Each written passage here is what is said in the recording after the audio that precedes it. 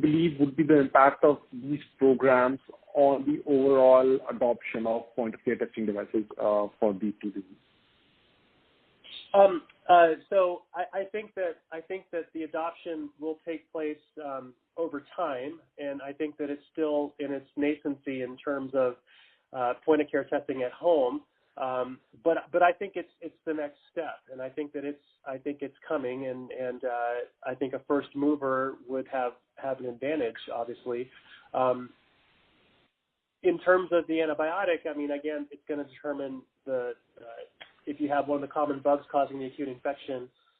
Generally, there are a few antibiotics that are used, and as you said earlier, the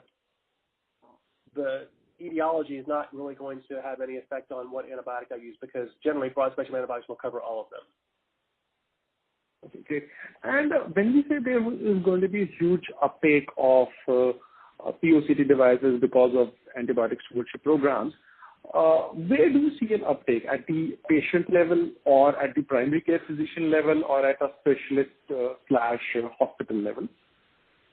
So I think that at the primary care level, definitely, and then I also think at the patient level would be a huge adopter in this technology. I mean, I think people are tired of having to go to the doctor for something that is relatively easily treated, rather than having antibiotics over the counter, as in some countries, and you can just pick what you want.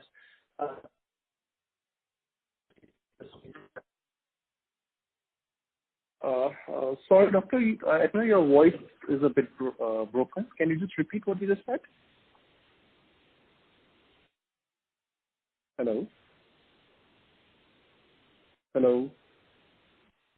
Hello? Hear you fine. Hello? Doctor, can you just repeat what you just said? I'll hear you. Can you hear me?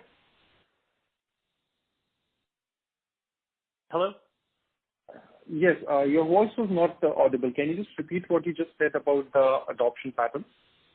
Absolutely. So I think that at the patient level at home, I think that this will be widely adopted. I think that it's rather than making antibiotics over the counter that you can just pick what you want, as is the case in some countries. I think this would be safer, and I think that there are times when you have an infection and all you need is an antibiotic, or I'm not sure if I have an infection, do I need to go see a doctor? And I think an at-home test would be widely adopted. Okay, great.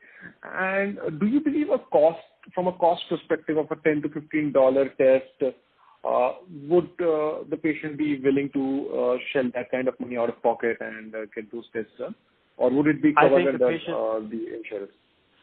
So I think that insurance companies would be silly not to cover it, and I think this is going to be something that is probably rolled out by an insurance company, and so I think convincing the insurance company to adopt the technology is the first step, and they will have information about. So they'll have. They're excellent data keepers and masters of keeping data, and so they know all these percentages. They've got them in their databases of how many patients are going to the doctor versus the specialist versus the ER, and they would be. I think this would be widely embraced by the insurance sector. In terms of if it costs the patient, I think if it costs the patient less than a trip to the doctor, then I think they'll gladly pay for it. And I think you could justify costs of up to $50 per test for commercially insured patients to not miss work, not have to leave the house, have the convenience. I think there would be a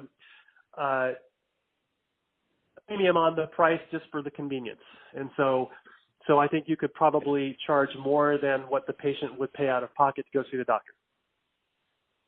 Okay, great. And so would you suggest that from a commercial setting perspective, it would be wise to kind of partner with the insurance firm and onboard the product?